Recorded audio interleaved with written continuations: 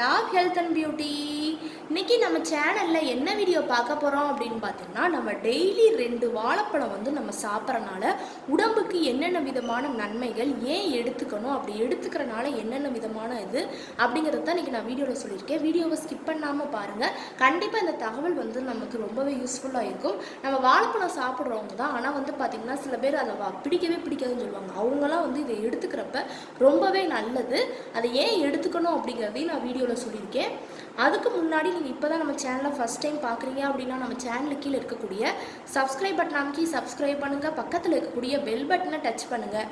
நீங்கள் பெல் பட்டனை டச் பண்ணிங்க அப்படின்னா தான் நம்ம சேனலில் போடுற புத்தம்புது வீடியோக்கள் உங்களுக்கு நோட்டிஃபிகேஷன்லாம் வந்து சேரும். ஃப்ரெண்ட்ஸ், நம்ம வீடியோக்குள்ளே போகலாம். ஓகே ஃப்ரெண்ட்ஸ், இன்றைக்கி நம்ம என்ன டாபிக் பார்க்க போகிறோம் அப்படின்னு பார்த்தீங்கன்னா, வாழைப்பழம் வந்து பார்த்திங்கன்னா தினமும் நம்ம சாப்பிட்டு வரனால ஒன்றோ அல்லது ரெண்டோ, அது எந்த வாழைப்பழமாக வேணாலும் இருக்கட்டும், அந்த வாழைப்பழம் நம்ம சாப்பிட்டு வரனால நம்ம உடம்புக்கு என்னென்ன விதமான நன்மைகள், ஏன் நம்ம எடுத்துக்கணும் அப்படிங்கிறக்கான டாபிக் தான் இன்றைக்கி நம்ம வந்து பார்க்க போகிறோம். வாழைப்பழம் பார்த்திங்கன்னா மிகவும் நன்மைகளை அளிக்கக்கூடிய ஒரு வகையான பழம் அப்படின்னே சொல்லலாம். வாழைப்பழத்தை நம்ம சாப்பிடும்போது உடம்புக்கு தேவையான ஆற்றலை வந்து இந்த வாழைப்பழம் வந்து நமக்கு கொடுக்குது. வாழைப்பழத்தில் potassium, vitamin B6, vitamin C சத்துக்கள், ஆன்டி ஆக்சைடுகள் மற்றும் நமக்கு தேவையான சத்துக்கள் வந்து இதில் அதிகமாகவே இருக்குது. இதில் வந்து நார் சத்துக்கள் வந்து இருக்கிறதுனால நம்ம உடல் ஆரோக்கியத்தை மேம்படுத்தி கொடுக்கறதுக்கு வாழைப்பழங்கள் வந்து மிகுந்த ஒரு முக்கிய பங்கு வகிக்குதுன்னு சொல்லலாம். தினமும் நம்ம வந்து பார்த்திங்கன்னா வாழைப்பழம் வந்து சாப்பிட்டு வரனால நமக்கு மலச்சிக்கல் வந்து ப்ராப்ளங்கள் இருக்குது அப்படின்னா அதை வந்து கண்டிப்பாக ரிமூவ் பண்ணி கொடுக்கும். மலச்சிக்கல் ப்ராப்ளங்கள் வந்து ஏற்படவே ஏற்படாது. டெய்லி நம்ம ஒரு வாழைப்பழமோ 2 வாழைப்பழமோ எடுத்துகிட்டு வரப்போ தினமும் நம்ம மேக்ஸிமம் 2 பழங்கள்னாலும் நம்ம சாப்பிட்டு வந்தோம் அப்படின்னா உடலில் வந்து நிறைய மாற்றங்களை வந்து நம்ம காணலாம். ஒரு நாள் விட்டு விட்டு சாப்பிட்றத விட தினமும் நம்ம சாப்பிடணும். இதில் வந்து பார்த்திங்கன்னா வாழைப்பழத்தில் வந்து பார்த்திங்கன்னா சர்க்கரை சத்து வந்து அதிகமாகவே இருக்குது, அதிக அளவில் காணப்படுகிறது. நீரிழிவு நோயாளிகள் வந்து பார்த்திங்கன்னா இதை வந்து நம்ம சாப்பிடும்போது மிகுந்த கவனத்துடன் இதை எடுத்துக்கிட்டா அப்படின்னா ரொம்பவே நல்லது. இதை வாழைப்பழத்தை நம்ம பார்த்திங்கன்னா நம்ம தினசரி சாப்பிடும் போதுல நல்ல உடற்பயிற்சி இதெல்லாம் செய்கிறது மூலமாக அந்த சர்க்கரை நோயாளிகளுக்கு வந்து பார்த்திங்கன்னா சர்க்கரையோட அளவை வந்து கட்டுக்குள்ளே வச்சுக்கிறதுக்கு ரொம்பவே யூஸ்ஃபுல்லாக இருக்கும். அடுத்து வந்து நம்ம உடலுக்கு தேவையான ஆற்றலை வந்து கொடுக்குறது. வாழைப்பழத்தில் உள்ள கார்போஹைட்ரேட்டுகள் உடலுக்கு அதிக அளவு ஆற்றலை தர்றதுக்கு உதவுது அப்படின்னே சொல்லலாம். இது காலப்போக்கில் உடலுக்கு தேவையான ஆற்றலை மட்டுமின்றி நமக்கு தேவையான ஊட்டச்சத்துக்களையும் கொடுக்குது. நம்ம வாழைப்பழம் சாப்பிட்றோம் அப்படின்னா டெய்லி 2 வாழைப்பழம் எடுத்துக்கிறப்ப உடற்பயிற்சி வந்து அதுக்கேற்ற மணிக்கு நம்ம செஞ்சோம் அப்படின்னா ரொம்பவே நல்லது. தசைகளில் வந்து பார்த்திங்கன்னா அடிக்கடி பிடிப்பு ஏற்படுறது, அதை வந்து தடுக்கும் அப்படின்னே சொல்லலாம். வாழைப்பழம் நம்ம சாப்பிட்றது மூலமாக நம்ம உடம்புல ஏற்படக்கூடிய தசை பிடிப்பை வந்து தடுக்கிறதுக்கு இது வந்து ரொம்பவே ஹெல்ப்ஃபுல்லாக இருக்கும். ஏனெனில் வாழைப்பழங்களில் அதிக அளவு பொட்டாசியம் வந்து காணப்படுகிறது. இது தசைகளை விரைவாக நமக்கு அந்த சுருக்கங்கள் வந்து சீக்கிரமாகவே அந்த 30 வயசு 25 வயசுலேயே வந்து பார்த்திங்கன்னா தசைகளில் வந்து சுருக்கங்கள் வந்து ஏற்படும். அந்த சுருக்கங்களை வந்து தடுத்து நமக்கு வந்து பார்த்திங்கன்னா ரொம்பவே ஹைலைட்டானது ஒரு பொருள் தான் வாழைப்பழம். அது மட்டும் இல்லாமல் நெஞ்சு எரிச்சலை வந்து குறைக்கிறதுக்கு வாழைப்பழம் வந்து ரொம்பவே ஹெல்ப்ஃபுல்லாக இருக்கும். நெஞ்சு எரிச்சல் ஏற்படுது அப்படின்னா அதை வந்து குறைக்கும்.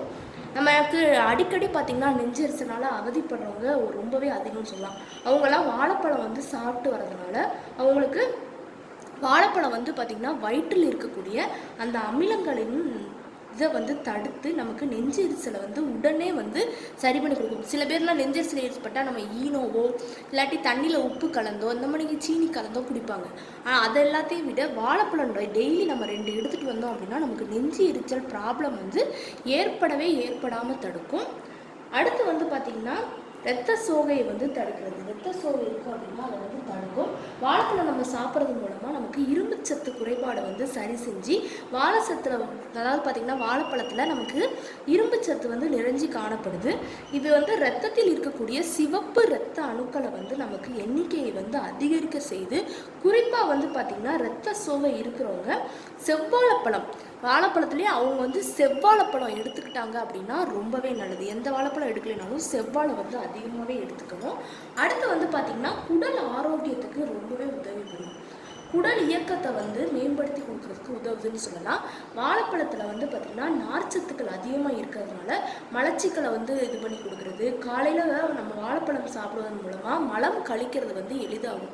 சில பேர்த்துக்கு மலம் கழிக்கிறது ரொம்பவே சிக்கலாக இருக்கும். அவங்களாம் காலைல வாழைப்பழம் சாப்பிட்டாங்க அப்படின்னா அதை வந்து சரி பண்ணி கொடுக்கும். வாழைப்பழம் வந்து பார்த்திங்கன்னா நமக்கு நிறைய இது இருக்குது. அதிலே வாழைப்பழத்தை நம்ம 2 முட்டை, ஒரு வாழைப்பழம், 1 ஸ்பூன் பட்டைப்பொடி இதெல்லாம் எடுத்து ஒரு பவுலில் எடுத்து வச்சுக்கணும். வாழைப்பழத்தை நல்லா மசிச்சு மிக்சியில் போட்டு அரைச்சோ இல்லை குட்டி குட்டி பீஸாக கட் பண்ணி சாப்பிட்ணும்னு செய்யலாம். எடுத்து அதில் முட்டை மற்றும் பட்டைப்பொடியை சேர்த்து நன்றாக நம்ம கிளறி விட்டு எடுத்துக்கணும். ஒரு கடாயில் வச்சு என்ன செய்யணும்னு பார்த்திங்கன்னா மீடியம் வகையில் நல்லா அதை வந்து சூடுபடுத்தி 1/2 ஸ்பூன் வந்து பார்த்திங்கன்னா நம்ம என்ன சேர்த்துக்கலாம் அப்படின்னா இது உப்பு கொஞ்சமாக சேர்த்துட்டு கொஞ்சோண்டு நமக்கு இனிப்பு தேவைன்னா இனிப்பு, இல்லை காரத்துக்கு சேர்த்த மணிக்கு மிளகாய்த்தூள், மிளகுத்தூள் இதெல்லாம் சேர்த்து நம்ம சாப்பிட்டோம் அப்படின்னா அது ஒரு மணிக்கு நமக்கு நல்ல ஒரு சத்து நிறைந்த பொருள், உடம்புக்கும் ரொம்பவே நல்லது. இல்லாட்டி இதை கேக் மணிக்கு, வாழைப்பழ கேக் மணிக்கு முட்டை இதெல்லாம் சேர்த்து கேக் மணிக்கு கூட சேர்ந்து நீங்கள் எடுத்துக்கோங்க.